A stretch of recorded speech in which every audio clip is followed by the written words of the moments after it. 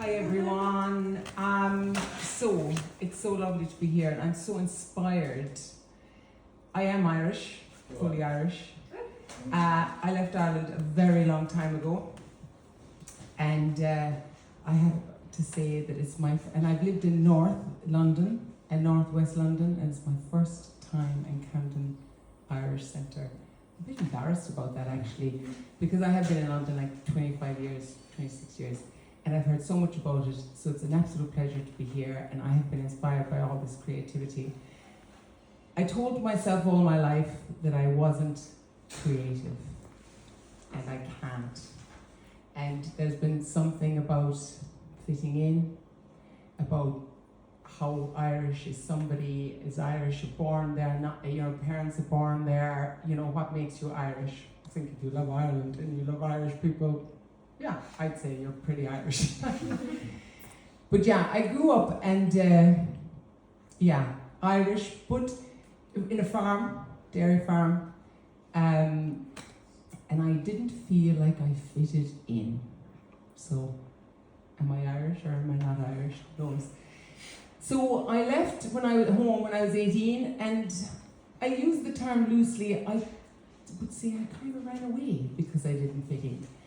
The small town mentality was just a bit too constricted for me and my open-mindedness. So I left and travelled, ended up in London. 4 years ago, I started coaching, life coaching, personal development, finding yourself from the inside out. The journey has been 4 years. And COVID happened, obviously. We need resilience, we need to move on. And I found myself at home for Christmas 2020, and I got, in inverted commas, stuck at home. I didn't really, but I kind of stayed there. But if somebody had said that I was going to stay longer than 2 weeks with my lovely mum, who's wonderful, but you're going to be a bit difficult, I would have said, no way, Jose. But I stayed for 4 months in my home, from my home place, 18 when I left.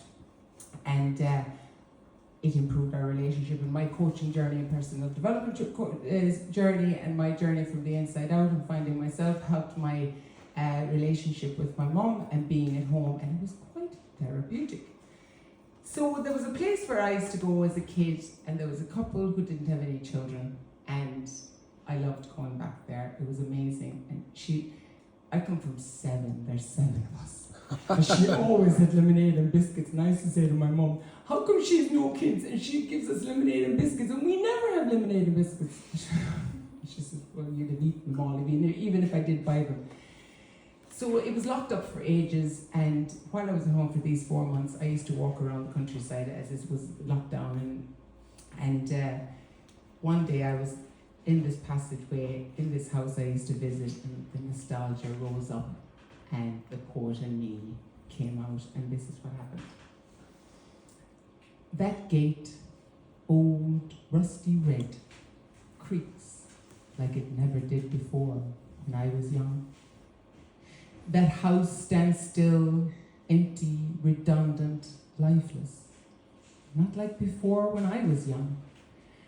The postbox hanging off its hinges, the weathering sun, its paint, it singes. No postman here, no letters for many a year, not like there was when I was young. Through a dirt-stained window, the chair, now dusty, still sits there, staring into space, no one in it. Not like before when I was young. That passage where people walked in and walked out, footsteps, wheels, laughter, movement galore, is now trampled less and less, not like it was before when I was young. Like the passage of time sure does go so fast. Before we know it, the present is our past, and our life is in its winter time, and then it's gone. But I remember that time when I was young. Oh, the joy of life back then, the energy of youth. But is it really just lost on the young? Because can we ever realize just how the time flies when we're young? Now I stand here in that same passage of my youth, lost deeply in thought, standing still, recollecting, eyes closed, breathing, reminiscing, counting back those years, thinking of that young girl I once was. Looking back over, I recall all the joys, the fears, the tears. Now thinking, was life really much more simple? Just because it was way back then when I was young. But wait, now in my mind's eye, I see a young girl running towards me. I strain my eyes to see, and out of my blurry vision, I think, how can this be? The young girl I see, it's me. So I pick her up and I hug her tight and I tell her all will be all right and that she is loved. I tell her of the world out there she will see, and I tell her how wonderful her life will be. But for now I say go. Enjoy the beauty of springtime youth and always stay carefree. For the sun will always shine. Those daffodils will always bloom. But this time of our life will be over all too soon, like when we were young.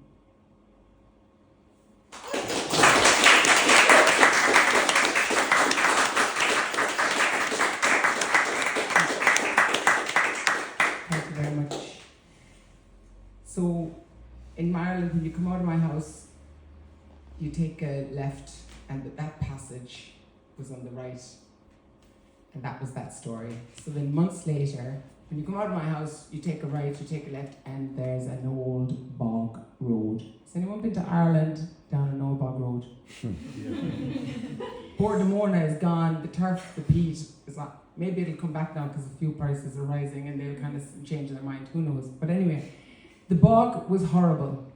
I grew up on a farm. You had to, in the summer, the peat, you'd bring it home for the winter to keep you warm. I hated the bog.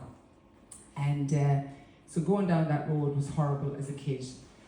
But again, I spent some time at home. It was therapeutic. I had done a lot of work from the inside out, and all of a sudden, everything was changing, really.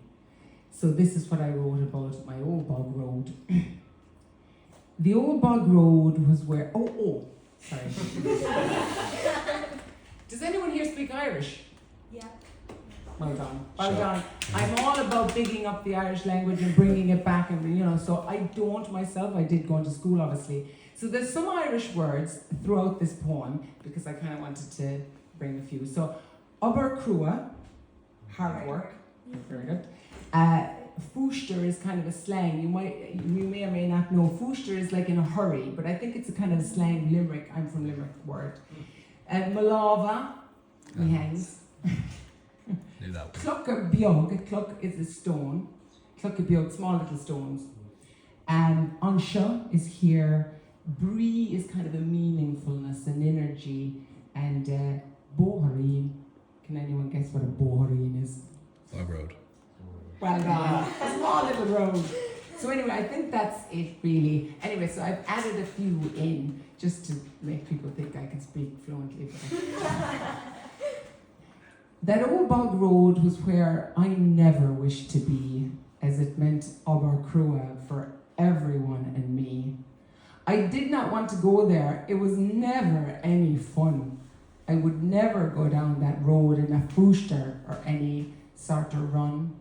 Only with malava in me pockets, clicking, kicking, clucka biog ahead of me, dilly-dallying all the way, much preferring those summer days when we were saving hay. But now that I have aged, still unshocked, having stood the test of time, that old bog road is a joy to me as I walk it now somewhat past my prime.